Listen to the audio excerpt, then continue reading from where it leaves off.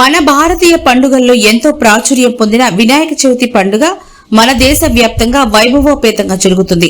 మన భారతీయ ఆధ్యాత్మిక కాలం 4 యుగాలుగా వర్గీకరించబడింది. అవి కృతయుగం, బ్రహ్మ విష్ణు మహేశ్వరుల కాలం, త్రేతాయుగం దశరథ మహారాజు శ్రీరామచంద్రుడు, సీతాదేవి, వాల్మీకి, లవకుశులు జీవించిన కాలం, ద్వాపర యుగం శ్రీకృష్ణ పరమాత్మ, కౌరవులు, పాండవుల కాలం, కలియుగం ఇప్పటికీ 5117 సంవత్సరాల క్రితం కౌరవులకు పాండవులకు మధ్య ద్వాపర యుగంలో జరిగిన మహాభారత యుద్ధం ముగిసిన తర్వాత ప్రారంభమైన యుగం కలియుగం.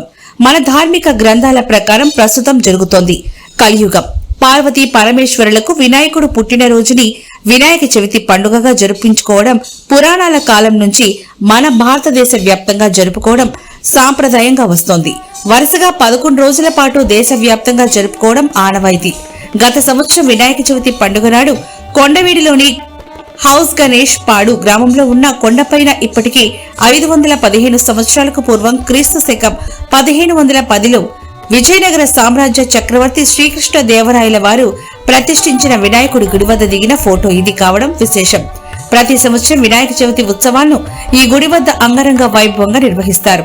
గుంటూరుకి 25 కిలోమీటర్ల దూరంలో ఉన్న ఫిరంగిపురానికి 2 కిలోమీటర్ల దూరంలో హౌస్ గణేష్ పాడు గ్రామంలోని చిన్న కొండగుట్ట పైన ఈ పురాతన వినాయకుడి ఆలయం ఉంది.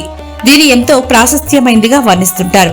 నేడు వినాయక చవితి పర్వదినం సందర్భంగా ప్రజలందరికీ శుభాకాంక్షలు తెలియజేస్తున్నారని, ఈ సందర్భాన్ని పురస్కరించుకుని రచయిత మరియు founder chairman principal Shri Lakshmi Narasimhaswamy educational society Mangalagiri అయిన మేకల మోహన్ రావు గారు అన్నారు.